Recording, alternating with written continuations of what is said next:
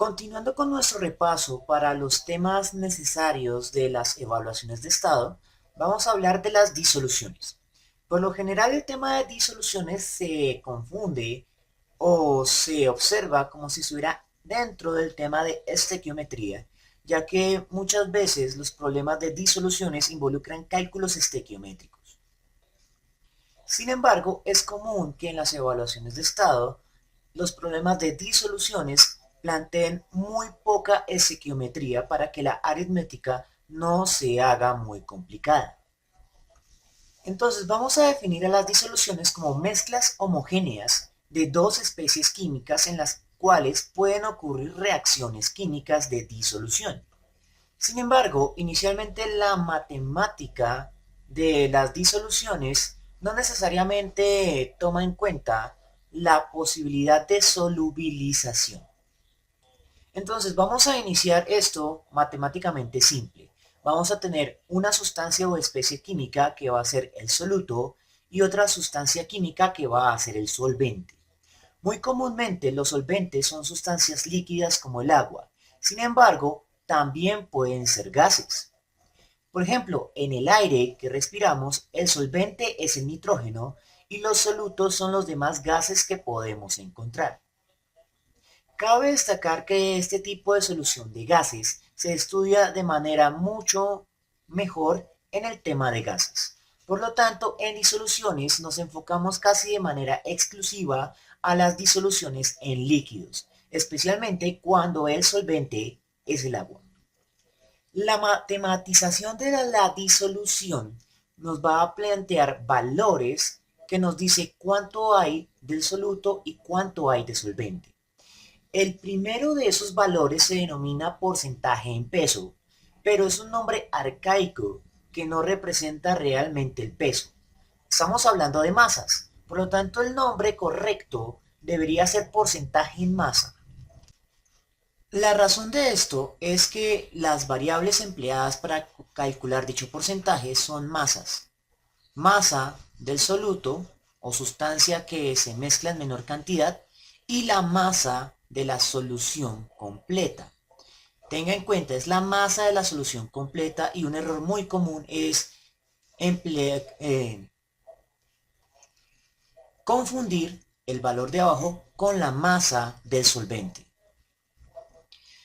Es por eso que la fórmula del porcentaje en peso o porcentaje en masa necesita una fórmula auxiliar que nos permita relacionar la masa de la solución con la masa del soluto y la masa del solvente, que es esta de acá.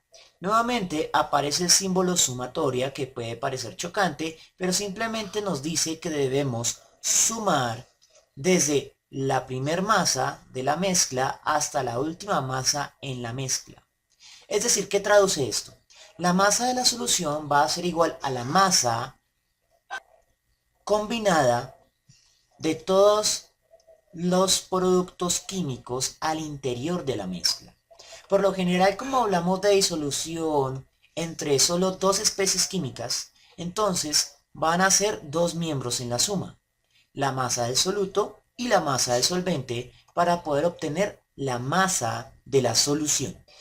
Un tipo de problemas que se plantea muy comúnmente en las evaluaciones de estado es cómo alterar la variable que me indica qué tan diluido o qué tan concentrado se encuentra una solución. Hay que tener en cuenta que si el soluto es más grande, el valor de concentración va a ser más grande. Es decir, a mayor valor de concentración va a haber más soluto, pero a mayor cantidad de solvente, el valor de concentración va a disminuir. Esto es importante debido a que muchas sustancias químicas van a ser reactivas dependiendo de su concentración. Y el típico ejemplo son los ácidos.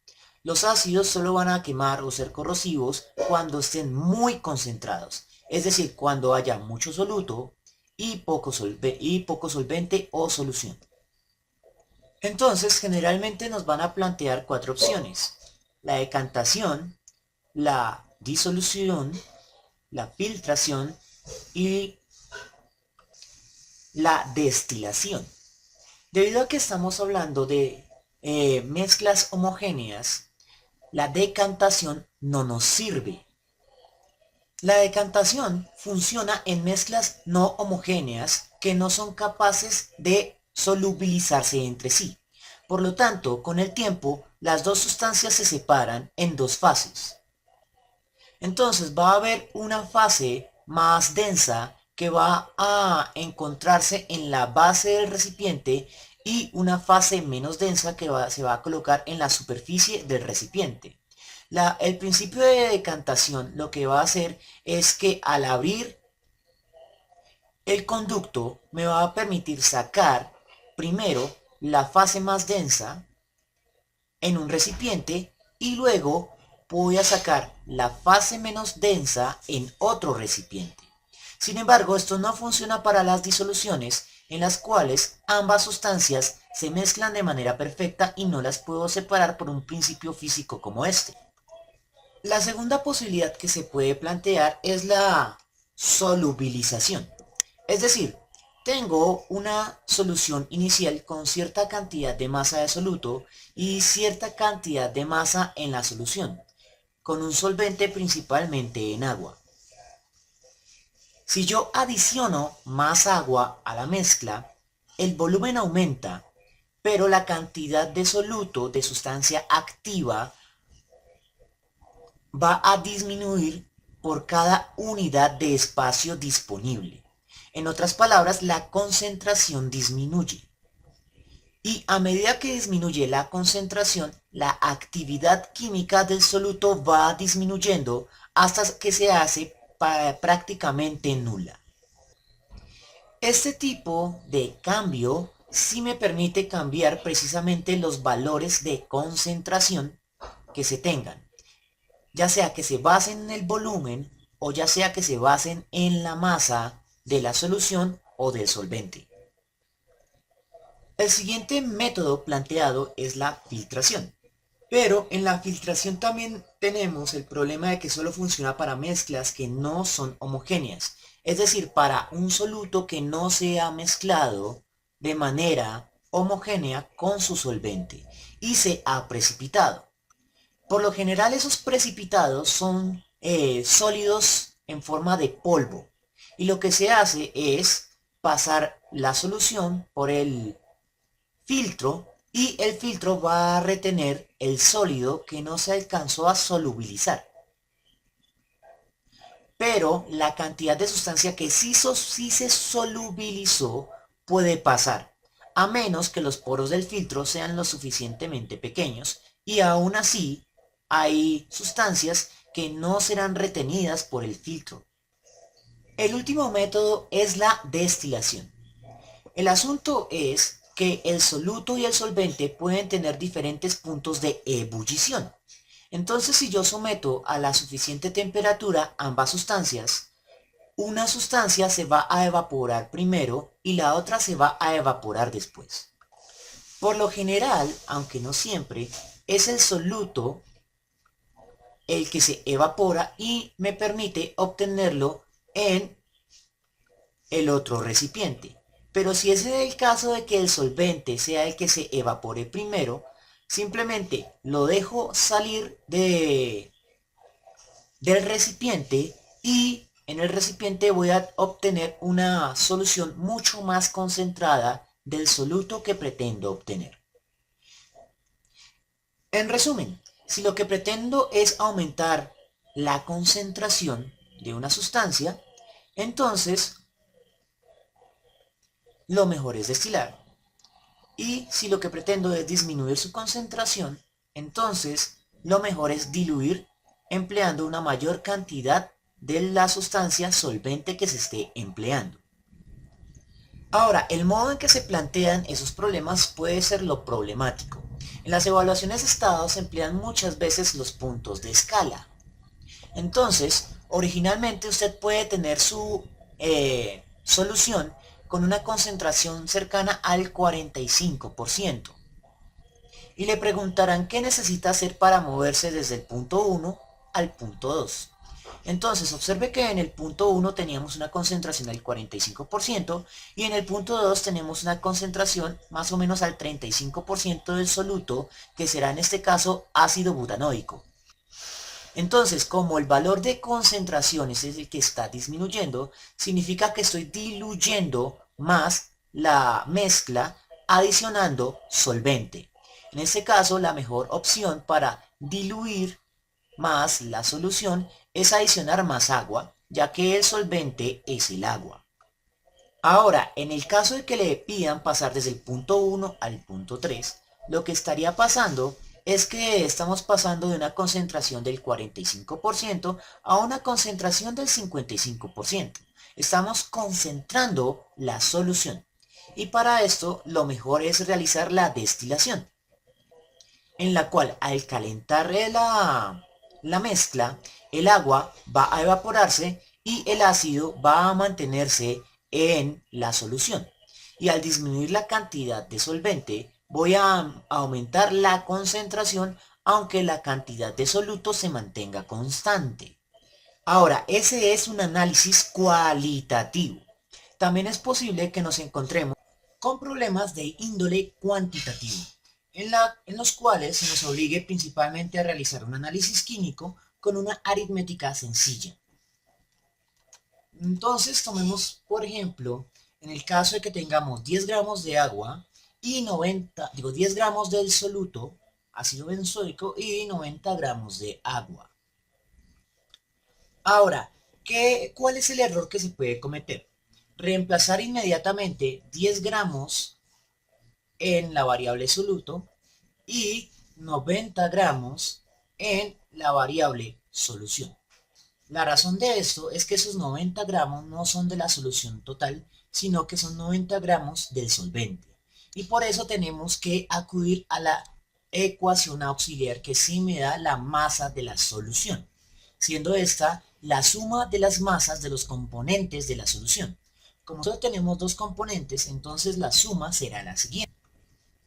Masa de la solución va a ser igual a la masa del soluto más la masa del agua. En este caso el soluto era un ácido y por eso había colocado como subíndice A, pero voy a dejarlo como soluto para mantener una concordancia entre los símbolos empleados.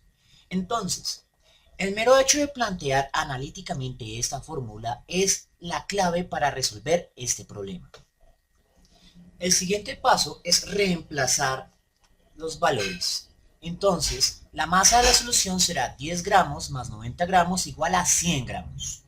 Ahora que sí tenemos la masa de la solución, podemos emplear la fórmula del porcentaje en peso o porcentaje en masa. Escribimos la variable de interés, porcentaje en peso, que va a ser igual a la masa del soluto, que son 10 gramos, dividido entre la masa de la solución completa, que son 100 gramos. Y como es un porcentaje, eso tiene que multiplicarse por 100 o por 10 a la 2, que es su representación en notación científica. Una vez que ya tenemos planteado la aritmética, simplemente es resolver. Tenemos un 100 que está dividiendo y un 100 que está multiplicando. Por lo tanto, ambos se cancelan. Y la respuesta va a ser 10. Gramo que multiplica y gramo que divide también se cancela y por lo tanto va a ser un 10 adimensional. Pero por tradición, cuando multiplicamos por el 100 de porcentaje, le agregamos una unidad fantasma denominada porcentual. Por lo tanto, la respuesta va a ser 10%. El asunto es que el porcentaje en peso no es la única unidad de concentración empleada y ni siquiera es la más común. Existen otras unidades de concentración de uso mucho más generalizado: la molaridad, la normalidad y los gramos a volumen. Todas las tres presentadas acá dependen del volumen de la solución y por lo tanto pueden depender de la temperatura, pero por lo general todo esto se asume a 25 grados centígrados. Entonces, tenemos la concentración simple, que va a ser de masa a volumen, pero esa masa es en gramos y el volumen puede emplearse cualquier unidad como mililitros. En cambio, la molaridad va a plantear una unidad de concentración que es de moles por cada volumen expresado en litros. Vamos a tener la normalidad y evidentemente la variable crítica en todas las tres unidades de concentración es el volumen. Entonces, para la concentración simple tenemos una masa de soluto dividido entre el volumen de la solución, ambas expresadas en cualquier unidad, pero lo más común es que sea gramo sobre mililitro. Tenemos la concentración molar, que va a ser moles de soluto dividido volumen de la solución. Y para poder emplearla, vamos a necesitar la fórmula auxiliar, que es moles de soluto igual a la masa en gramos del soluto dividido entre la masa molar del soluto. Hay que destacar que esta fórmula ya la habíamos empleado en los cálculos estequiométricos, únicamente que teníamos la masa molar multiplicando. Es decir, esa expresión básica de acá. La masa en gramos de cualquier sustancia va a ser igual a su masa molar, que se calcula de la tabla periódica, y a la cantidad de moles de esa sustancia que se presente en el problema. Únicamente que como en la molaridad lo que necesitamos son los moles de sustancia, la planteamos de manera que los moles estén despejados. Pero como es la misma fórmula, simplemente hay que memorizarse esta de acá y saber que en la molaridad la masa molar debe despejarse para que obtengamos los moles de sustancia. De las tres unidades de concentración, tal vez la más pesada es la normalidad. Normalmente se nos dice que la normalidad va a estar definida por tres ecuaciones. Sin embargo, existe una fórmula sencilla para calcular la normalidad de un soluto a través de su concentración molar. Y es esta fórmula de acá. Entonces, la normalidad de un soluto va a ser igual a sus equivalentes en carga eléctrica multiplicada por su concentración molar. Ahora, evidentemente, entender el funcionamiento de estas unidades de concentración a través de sus definiciones es algo complicado, así que vamos a trabajar algunos ejemplos. Bien, asumamos un ejercicio completamente ideal, en el cual nos dan la masa molar del soluto, 200 gramos por cada mol de sustancia, la masa de la sustancia expresada en gramos, 200 gramos, y el volumen de la solución completa, 1000 centímetros cúbicos. Y nos van a pedir calcular la concentración simple, expresada en gramos, por volumen, centímetros cúbicos, y la concentración molar. Entonces vamos a comenzar con la más simple. Entonces, la concentración de masa a volumen simple me dice que ese va a ser el resultado de dividir la masa del soluto entre el volumen de la solución. Ahora lo único que hay que hacer es reemplazar, ya que en este caso los datos se reemplazan en la fórmula de manera bastante directa. La masa del soluto van a ser 200 gramos dividido entre el volumen de la solución, que van a ser 1000 centímetros cúbicos. Ahora lo único que hay que hacer es realizar la aritmética del problema. 0,0 se cancela, 0,0 se cancela y me queda 2 dividido entre 10, lo que en decimales es igual a 0,2. Y lo voy a expresar como 0,2 gramos por cada centímetro cúbico. Entonces les recuerdo que el centímetro cúbico se puede expresar dividiendo, ya sea empleando la barra de división fraccionaria o colocándole un negativo a su exponente. En ambos casos asumo que toda esta unidad se encuentra dividiendo. Ahora, el problema se nos viene cuando necesitamos calcular la concentración molar, ya que en la concentración molar necesito los moles del soluto y lo que tengo es la masa en gramos del soluto y la masa molar del soluto. Entonces, ¿qué es lo que voy a hacer? Voy a tomar esa fórmula de acá y lo que voy a hacer es reemplazar la masa en gramos del soluto dividido entre su masa molar en la posición donde se encontraba la masa del soluto. Sin embargo, reemplazar de manera directa puede ser un poco complicado. Entonces lo que se hace es pasar la masa en moles del soluto a un segundo fraccionario y ubicarla acá mentalmente. Entonces, masa del soluto mentalmente. Y en esta posición es donde ejecuto el reemplazo. Y en donde estaba la masa del soluto dejo un 1. Ahora, ¿cuál es el objetivo de esto? Que yo tenga espacio para poder realizar el reemplazo. Y adicionalmente, para que yo no tenga que realizar una fórmula aritmética para resolver un fraccionario dividido entre otro fraccionario.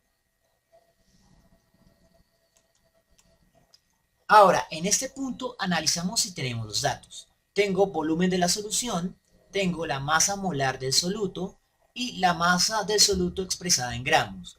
El único detalle que nos falta es tener en cuenta que el volumen de la solución debe estar expresado en litros. En ese sentido, hay que tener en cuenta que las unidades de volumen pequeñas, como centímetro cúbico y mililitros, son equivalentes, pero las unidades grandes, como metro cúbico y litro, no son equivalentes. Entonces, como tengo aquí una unidad pequeña, centímetro cúbico, la puedo cambiar a mililitro, y 1000 mililitros es la definición de un litro.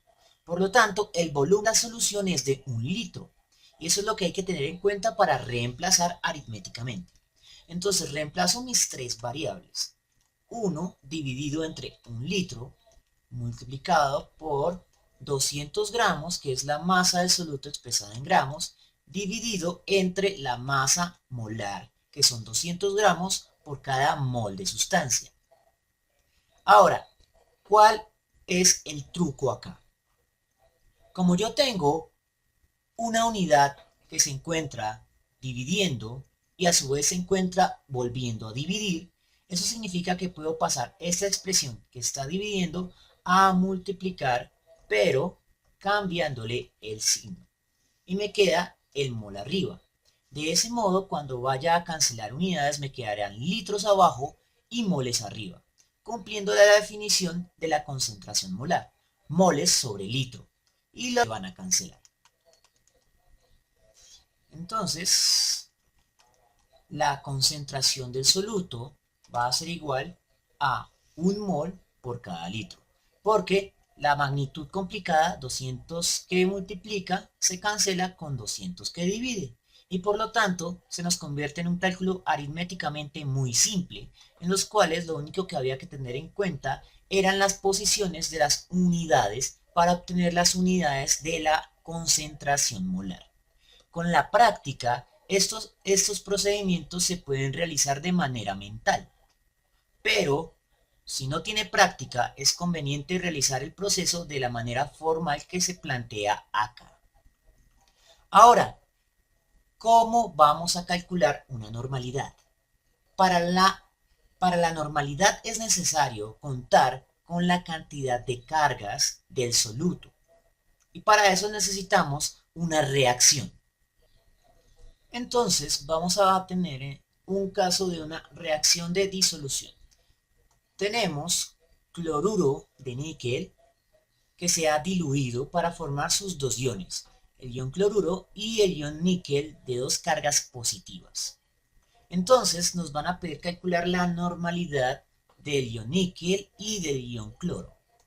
Entonces, antes de poder calcular la normalidad, necesito tener la concentración molar y los equivalentes en carga eléctrica de cada ion.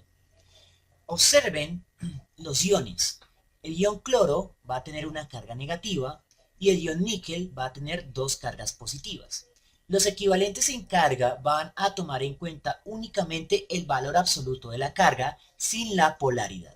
Entonces el ion níquel va a tener dos equivalentes y el ion cloro va a tener un solo equivalente. Ahora, digamos que el ejercicio nos plantea que el ion níquel de dos cargas positivas tiene una concentración molar de 1 molar. Con esto nos piden calcular su normalidad. Ahora simplemente se trataría de reemplazar en la fórmula de la normalidad. Tengo la concentración molar que vale 1 y los equivalentes en carga que valen 2. Simplemente se trataría de realizar la multiplicación. 2 por 1 va a ser igual a 2. Pero voy a cambiar la unidad porque la normalidad va a emplear como unidad precisamente el normal. Y la concentración molar va a emplear como unidad el molar. Sin embargo, para aquellas sustancias que poseen solo un equivalente, es válido afirmar que su concentración molar es igual a su concentración normal, ya que al tener un solo equivalente en carga, se va a convertir en multiplicar 1 por su concentración molar. Simplemente se trataría de cambiar la unidad de molar por la unidad de normal. Muy simple, pero conceptualmente un poco diferente, y a la hora de resolver un ejercicio de lápiz y papel puede generar un bloqueo. Otra unidad de concentración de uso común es la fracción molar, que se define como moles de soluto dividido entre moles de la solución. En este caso no multiplicamos por 100. Ahora, ya sé cuál es uno de las preguntas o problemáticas que se deben estar planteando en estos momentos. ¿Cómo jodidamente me voy a memorizar tantas fórmulas? Y la respuesta es, no se tienen que memorizar todas las fórmulas. Estas definiciones básicas de las unidades de concentración posiblemente van a venir plasmadas de manera evidente en sus pruebas de estado. Sin embargo, lo que no va a ser tan evidente son las fórmulas auxiliares de ser necesarias. Y observe que aquí dividiendo tenemos moles de la solución completa. Y vuelve a aparecer el mismo problema que teníamos en el porcentaje en peso. Y es que erróneamente podemos reemplazar los moles del solvente en lugar de los moles de la solución. En ese caso es bueno plantear la fórmula auxiliar de esta unidad de concentración, que es la siguiente. Los moles de la solución van a ser igual a los moles del soluto o los moles del solvente. O lo que sería más formal, los moles de la solución van a ser igual a la suma de todos los moles que componen a la mezcla. Ahora, con esta fórmula auxiliar sí puedo tener las tres variables relacionadas: moles del solvente, moles del soluto y moles de toda la mezcla completa, de toda la solución. Entonces resolvamos un ejemplo numérico, ya que el análisis cualitativo de este tipo de unidades de concentración va a ser exactamente el mismo que hicimos para el porcentaje en peso. Entonces, digamos que el ejercicio me da dos variables: los moles del soluto y los moles del solvente. Y al igual que con el porcentaje en peso, lo que no hay que hacer es apresurarse a reemplazar los moles del solvente en moles de la solución. Ahí es donde encontraríamos nuestra dificultad. Y al igual que con el porcentaje en peso, quiere decir que necesitamos sumar los moles del soluto y los moles del solvente para obtener los moles de la solución. 10 más 20 va a ser igual a 30. Eso significa que los moles de la solución va a ser igual a 30 mol. Una vez que tenemos esto, sí podemos emplear la definición de la fracción molar y reemplazar las variables que nos plantean. Moles del soluto va a ser igual a 10 mol dividido entre los moles de la solución, 30 mol. Ahora, mol con mol se cancela, 0 con 0 se cancela y la respuesta me va a dar a 1/3, adimensional, sin agregarle ningún otro símbolo. Otro valor importante en las soluciones es la densidad de la solución. Cuando agregamos un soluto a un solvente, la solución completa adquiere una nueva masa y un nuevo volumen. Por lo general la masa siempre aumenta, pero el volumen puede expandirse o contraerse. Y eso es muy importante. No siempre el volumen se expande. Y por otra parte, la densidad de la solución va a ser dependiente de la temperatura. Ahora, ¿para qué se necesita la densidad? Muchas veces la densidad se emplea para calcular la masa de la solución. Y así es como puede estar presente en los problemas de las evaluaciones de estado. Entonces vamos a hacer un ejemplo.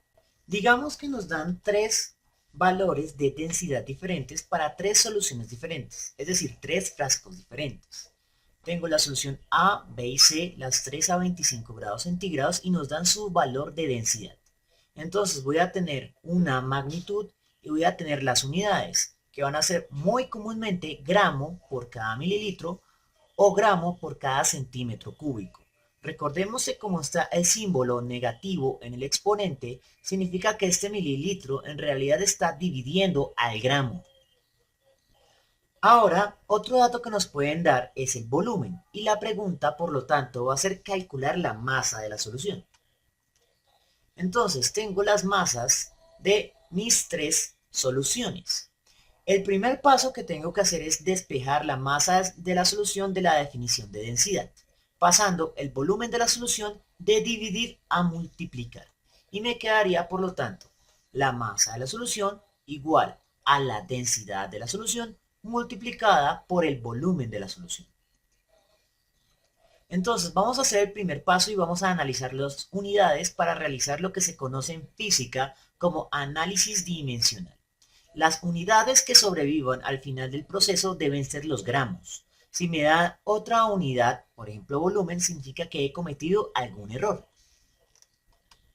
Entonces tengo en la masa de la solución A, voy a tener 0,87 gramos por cada mililitro, multiplicada por el volumen de la solución A. Aquí nos están pidiendo volumen de solución A y densidad de solución A. Entonces, tengo un mililitro. Entonces voy a analizar. Como tengo un mililitro que está dividiendo debido a que el exponente tiene un negativo y tengo un mililitro que está multiplicando, mililitro que divide va a cancelarse con mililitro que multiplica y la unidad que sobrevive va a ser gramos. No necesitamos realizar necesariamente el cálculo aritmético. Este problema de hecho lo saqué de una prueba de estado en la cual se nos solicita realmente determinar cuál es la masa más grande en cada uno de estos volúmenes de cada una de las soluciones. Entonces vamos a hacer eso. Vamos a determinar rápidamente cuál es el que tiene la mayor masa sin que necesariamente tengamos que calcular los valores de dichas masas. Entonces en la siguiente voy a tener volumen de la solución C. Entonces voy a tomar densidad de la solución C y multiplicarlo por este volumen de la solución C. Entonces, solución C, 0,99 gramos por cada mililitro, multiplicado por 2 mililitros. Hago lo mismo con el tercer caso, volumen de solución B, voy a tomar densidad de la solución B. Entonces me queda 1,06 gramos por cada mililitro multiplicado por 1 mililitro. Y en el último caso volvemos a tomar de la solución A su densidad, pero cambio el volumen. Ahora, lo que debemos hacer ahora es proceder a lo que se conoce como cálculo de Fermi. Y el cálculo de Fermi es un nombre formal para decir un cálculo rápido a lo machetero. Pero es válido. Necesitamos determinar cuál de estas cuatro multiplicaciones da el valor más grande para saber cuál va a ser el que tiene la mayor masa. Lo que podemos hacer es convertir los 0,87 y redondearlos hacia el 9. De ese modo podemos realizar una multiplicación mental más rápida.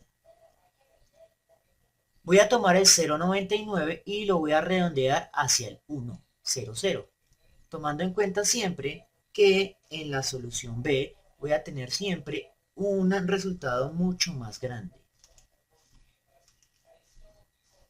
Entonces, con nuestro cálculo de Fermi vamos a tener en cuenta que en la primera multiplicación voy a tener 0,9 el resultado.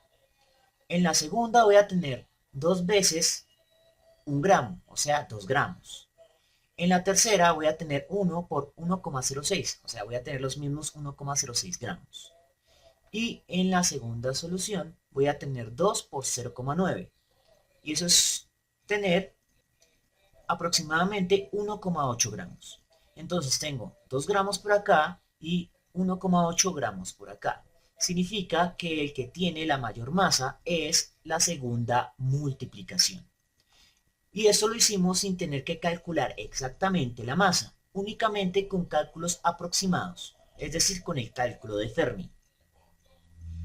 Las disoluciones también nos vienen con muchos problemas en la definición de ácidos, de bases y del concepto de potencial de protones, potencial de hidrógeno o más vulgarmente como el pH. Y esto hace referencia a las teorías ácido-base. Por lo general, en las evaluaciones de estado, solo vamos a tomar en cuenta dos de las tres teorías de ácido-base con las cuales contamos en los libros de texto. Entonces, como resumen, si usted va a buscar qué es un ácido y qué es una base, va a encontrarse con tres definiciones diferentes, dependiendo de si está hablando de la teoría de Arrhenius, de la teoría de Bronsted-Lowry o de la teoría de Lewis, que es como la más general y la que más debería emplearse. Pero en las pruebas de estado, los ácidos de Lewis y bases de Lewis no se toman en cuenta, normalmente, hasta ahora. Y dado que este es un resumen, por lo tanto, vamos a repasar únicamente las teorías de Arrhenius y Bronsted-Lowry. Y adicionalmente, en la teoría de Arrhenius, solo vamos a tener en cuenta los condenados colores y la definición de ácido-base con respecto a eso. Entonces, por lo general, la teoría de ácido-base de Arrhenius hacía referencia a las propiedades cualitativas de la sustancia, y una de esas propiedades cualitativas se tomaba en base a los papeles tornasol. Dependiendo de cómo se coloreaba el papel tornasol, definíamos si una sustancia se comportaba como un ácido o como una base. Hay que tomar en cuenta que los ácidos muy fuertes y las bases muy fuertes ambas queman. Un ácido muy fuerte, como el ácido sulfúrico, se emplea para cosas como tallar metales. Y si te cae ácido muy concentrado en la piel, puede causar quemaduras muy severas. Es por eso que muchos profesores sienten mucho estrés cuando los estudiantes inquietos van al laboratorio de química a manejar sustancias químicas, las cuales son evidentemente bastante peligrosas. Sin embargo, este es el espectro ácido, y uno pensaría que la base no es tan peligrosa. Sin embargo, una base fuerte como el hidróxido de sodio concentrado, vulgarmente conocido como diablo rojo, también puede generar quemaduras peligrosas. Ahora, ¿cuál es el chiste si ambas generan quemaduras? El punto es que cuando se mezcla ácidos fuertes con bases fuertes, ambas cancelan sus propiedades y se neutralizan. Y una sustancia neutra no va a quemar. Entonces, con el código de colores, lo que se nos dice es que las sustancias ácidas van a hacernos virar el indicador hacia el amarillo y el rojo, y las sustancias básicas nos van a hacer virar el indicador hacia el púrpura y hacia el azul. Sin embargo, los colores concretos van a depender de las sustancias o colorantes indicadoras en la cinta, que pueden cambiar dependiendo del fabricante. Ahora, como pueden darse cuenta, también en las escalas de color vienen unas escalas numéricas que van del 1 al 14. ¿Y eso qué quiere decir? Y adicionalmente viene el pH. ¿Y eso también qué quiere decir? pH y los valores asociados a él van a ser o van a estar contenidos en la segunda teoría de los ácidos, la teoría de Bronsted-Lowry. Entonces, ¿qué es un ácido y qué es una base en la teoría de Bronsted-Lowry? Entonces, un ácido se va a definir en base a los protones, es decir, a la posibilidad de que se tenga para liberar un ion de hidrógeno de carga positiva. Entonces van a ser moléculas de fórmula HX, en la cual el H es el protón que se puede liberar y X la sustancia que puede cambiarse. Por ejemplo, puede ser cloro o puede ser un ion complejo como los iones clorito, clorato, perclorito, etcétera, etcétera, etcétera. Entonces, un ácido fuerte es aquel en el cual se da una disociación completa entre el protón y su acompañante. Cuando ambos están juntos se los denomina ácido, pero cuando se separan vamos a tener el protón liberado, que es lo que le da a la solución su carácter ácida. Entonces, a mayor cantidad de protones en la solución, más va a quemar el ácido. Y vamos a tener la otra sustancia acompañante separada y ionizada. Esta reacción se da en agua y por lo tanto es una reacción de solubilización en la cual el protón nos da una propiedad muy concreta a esa solución. Ahora, cuando el acompañante se encuentra ionizado y separado de su protón, lo vamos a denominar como base conjugada. En los ácidos fuertes, las bases conjugadas se quedan aisladas y no pueden volver a reaccionar con su protón. Sin embargo, vamos a tener que pueda ocurrir lo opuesto y vamos a tener la definición de una base fuerte. Entonces, ¿qué es una base fuerte? Una base fuerte va a ser una sustancia que tenga una gran avidez por reaccionar con los protones. Y entonces, cuando la sustancia se combina con el protón, la cantidad de protones en la solución disminuye. Entonces, obtenemos esta sustancia de acá que tiene una actividad química mucho menor. Y por lo tanto, la propiedad ácida de la solución va disminuyendo. Aunque también puede generar quemaduras por otras reacciones secundarias. Sin embargo, cuando esto ocurre, vamos a tener que la sustancia que tiene avidez por los protones va a ser la base fuerte y cuando está conjugada con su protón la vamos a denominar como el ácido conjugado. Sin embargo, no todos los ácidos son ácidos fuertes ni todas las bases son bases fuertes.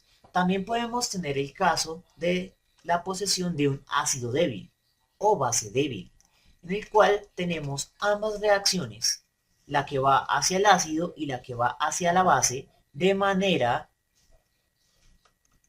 reversible, de forma tal que se nos generan equilibrios.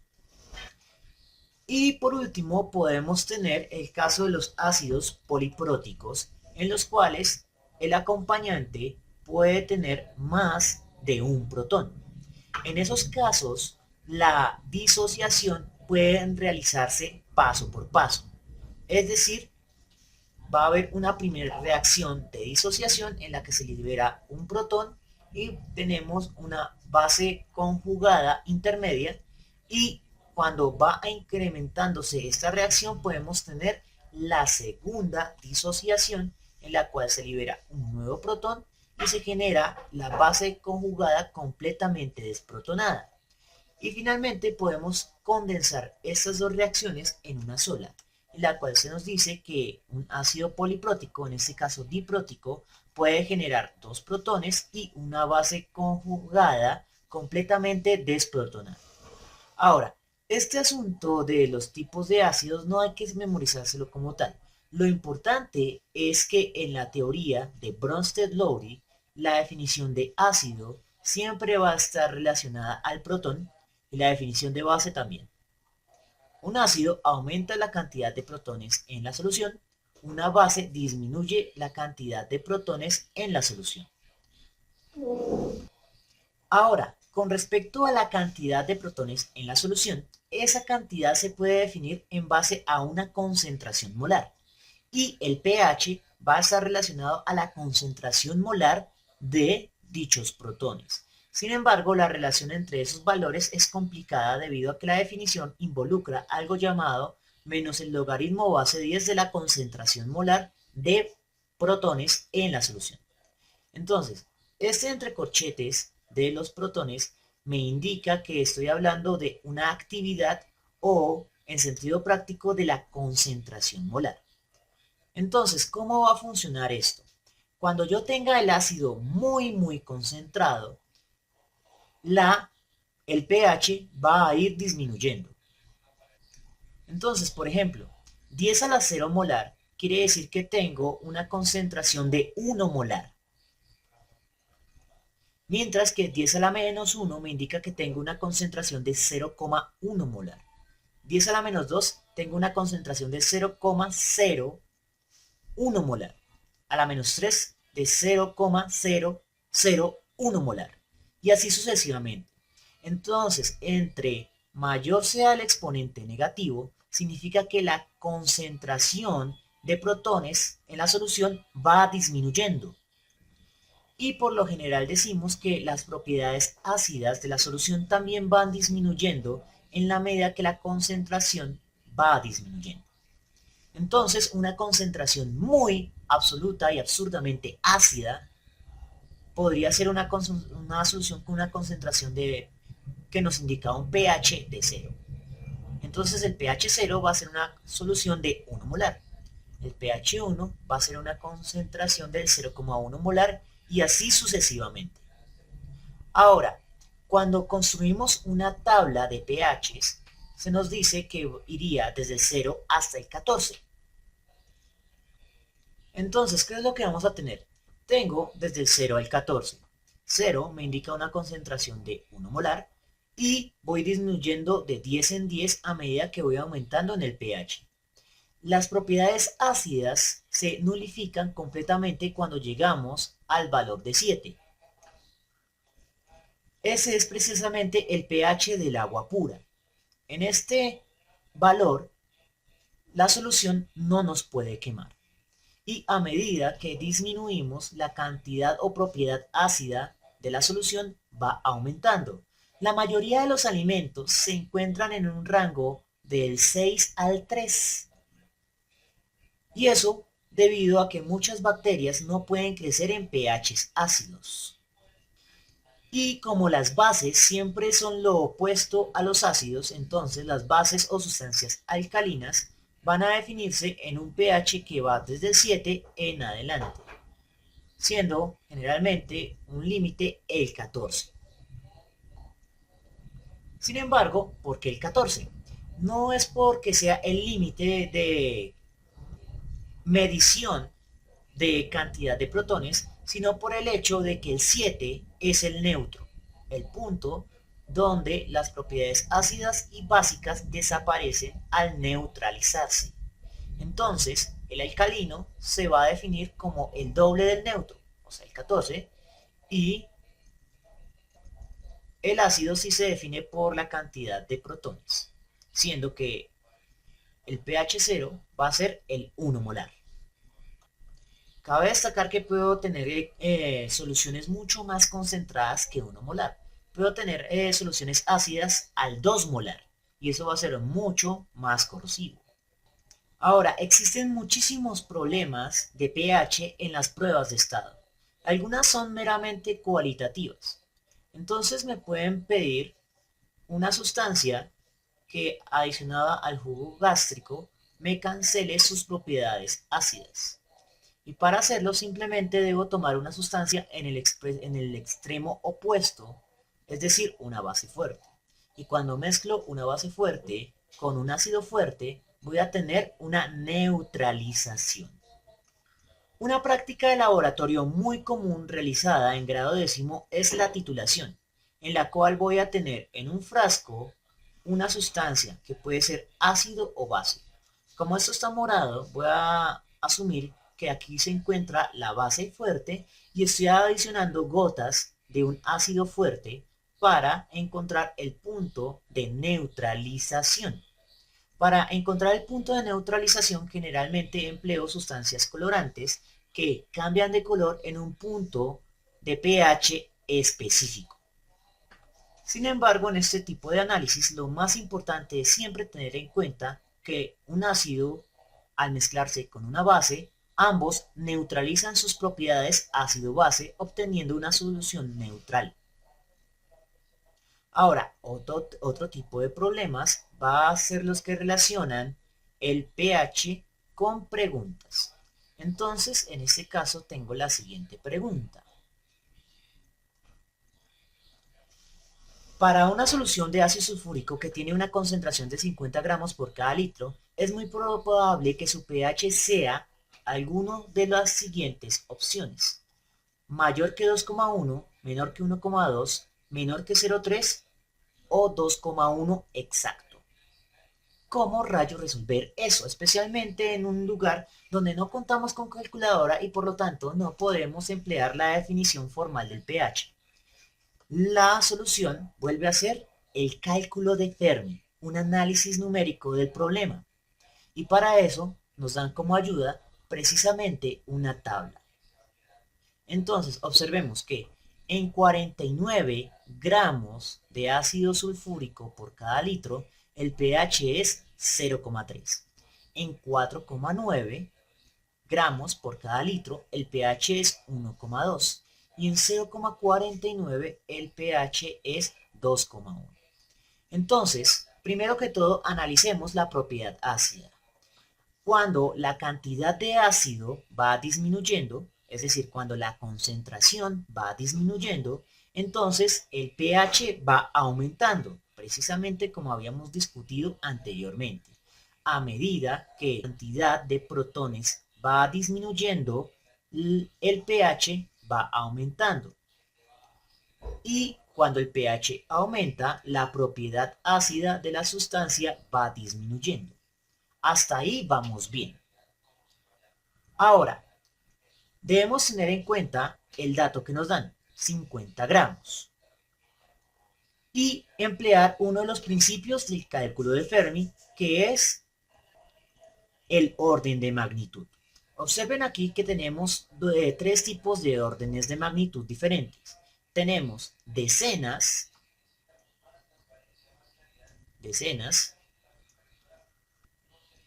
tenemos en la siguiente unidades y en la siguiente tenemos décimas. Ese es el orden de magnitud. Ahora, el dato que nos arroja el problema toca identificar en qué orden de magnitud está. 50 gramos, eso implica que nos encontramos en las decenas.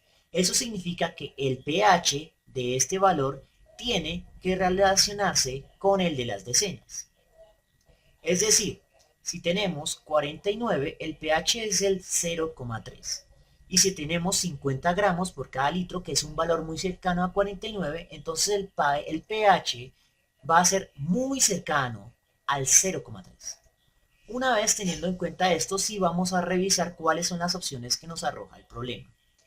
Mayor que 2,1 es cierto, no, es falso, porque el 0,3 es menor que 2,1.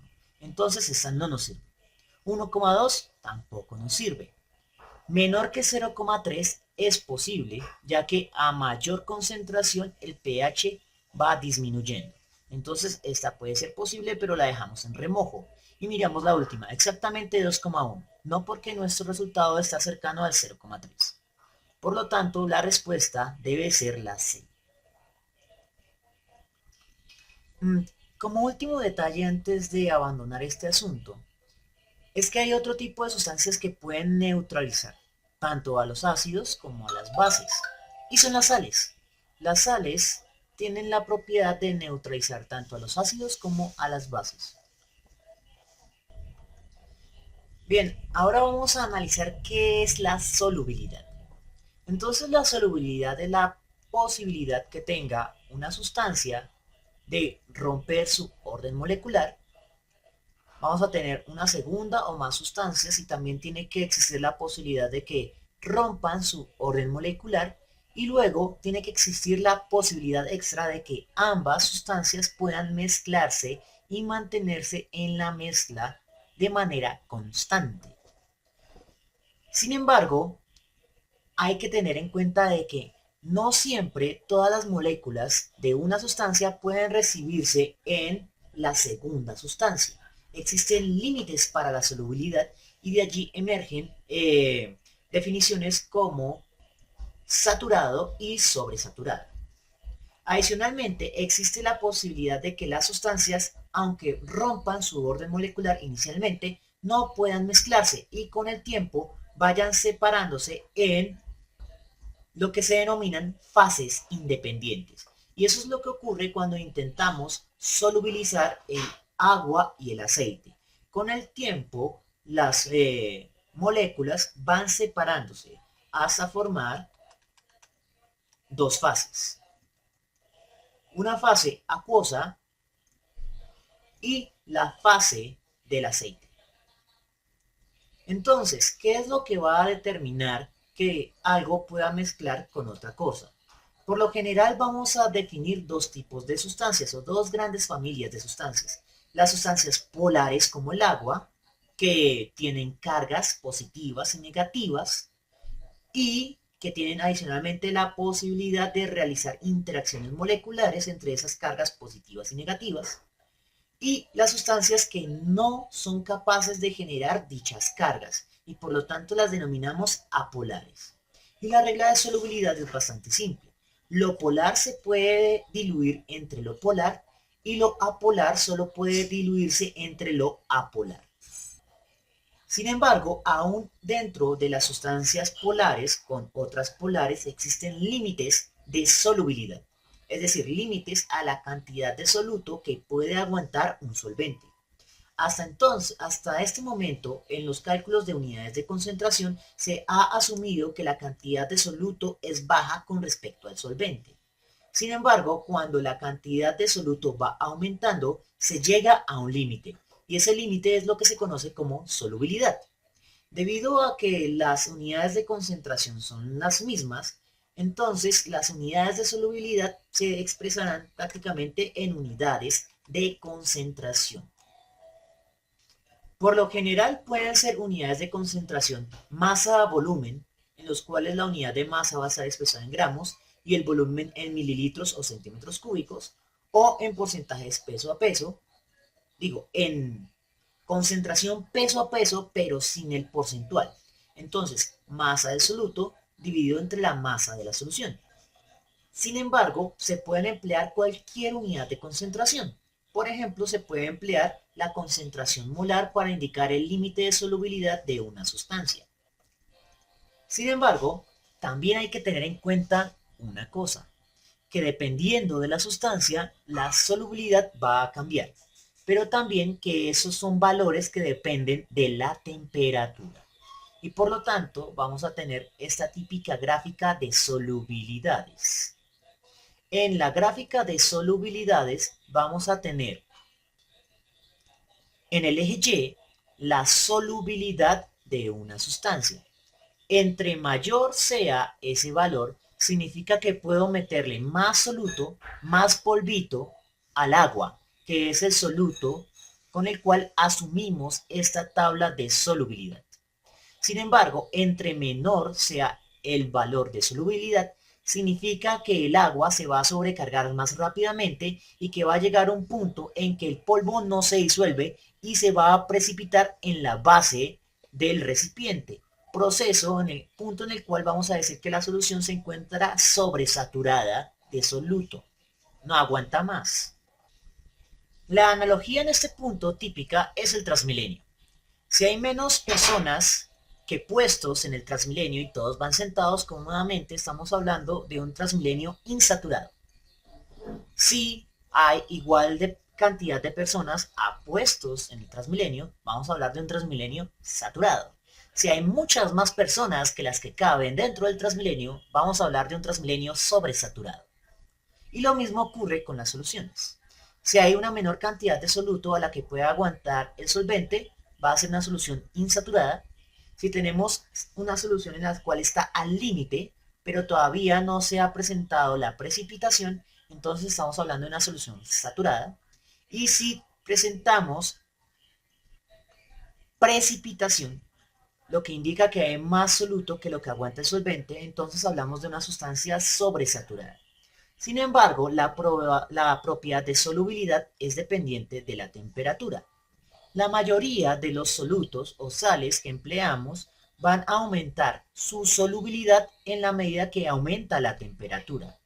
Eso quiere decir que entre más caliente esté el agua, más cantidad de soluto se puede disolver. Y entre más fría esté el agua, menos cantidad de soluto se puede disolver.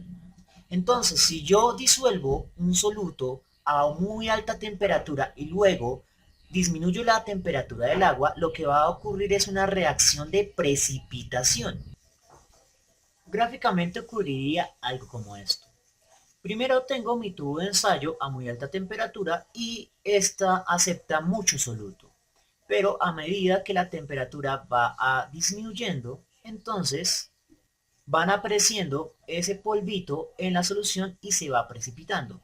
y cuando he disminuido la temperatura al máximo posible según mis condiciones experimentales, entonces voy a tener una determinada cantidad de precipitado, pero todavía voy a tener cierta cantidad de soluto disuelto en la solución. Hay que destacar que no todas las sustancias solubles van a aumentar su solubilidad con el aumento en la temperatura.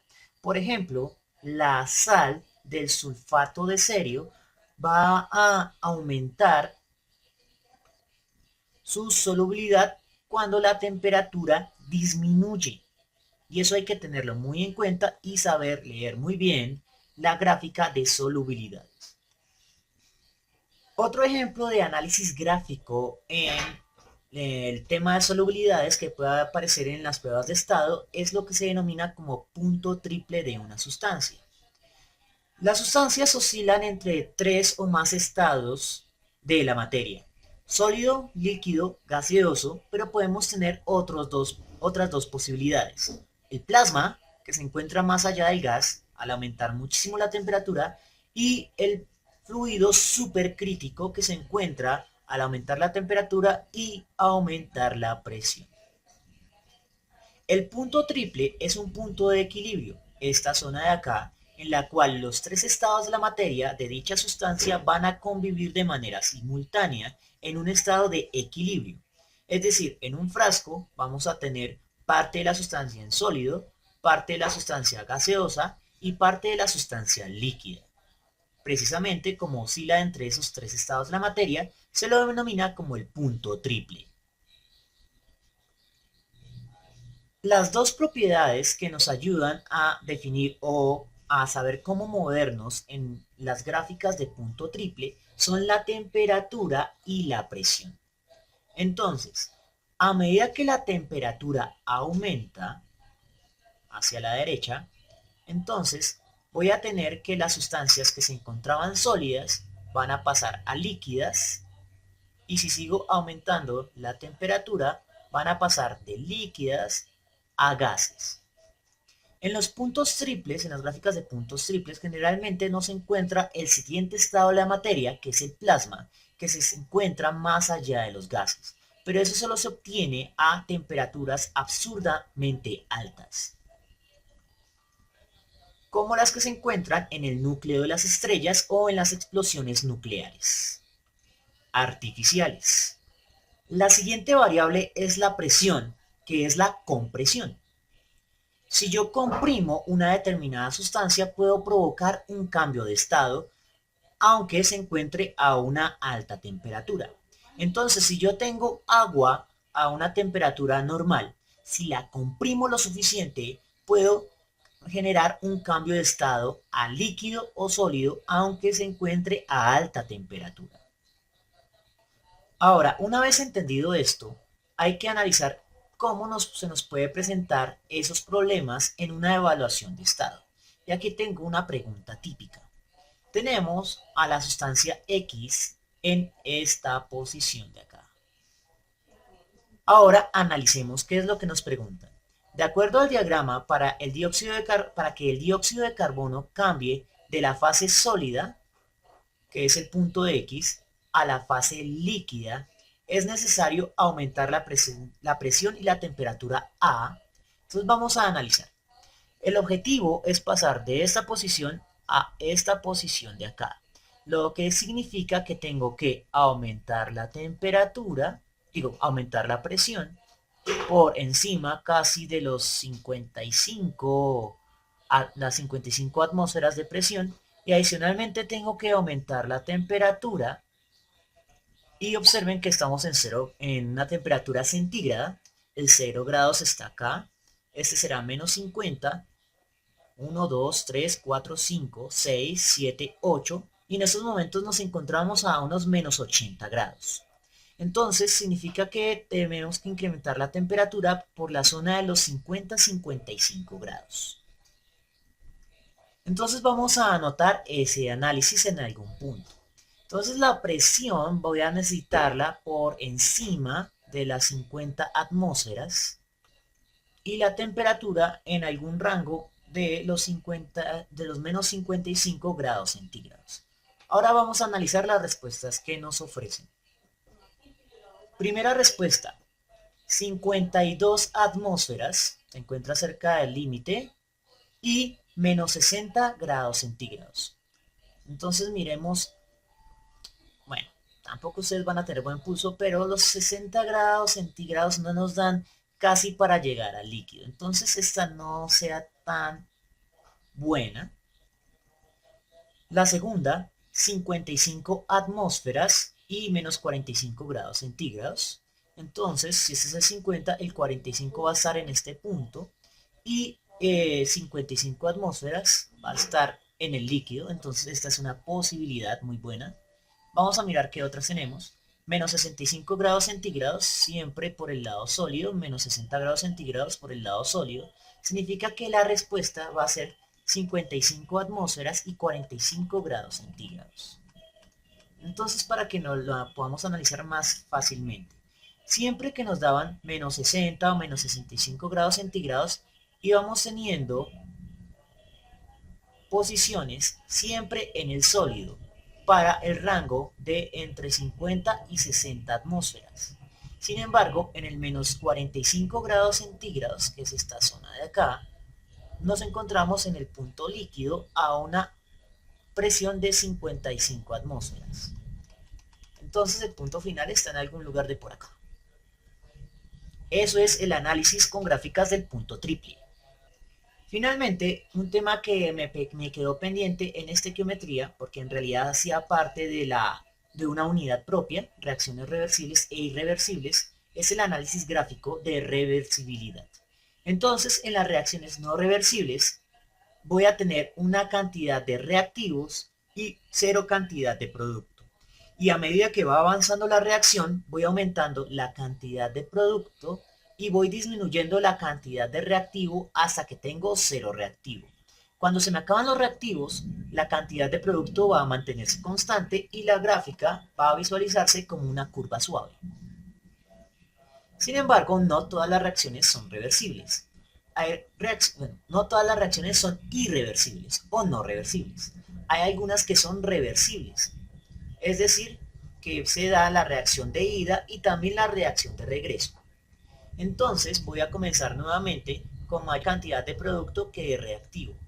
Pero en un punto, la reacción inversa va a hacer que los productos se mantengan en una cantidad constante que no puede alterarse fácilmente.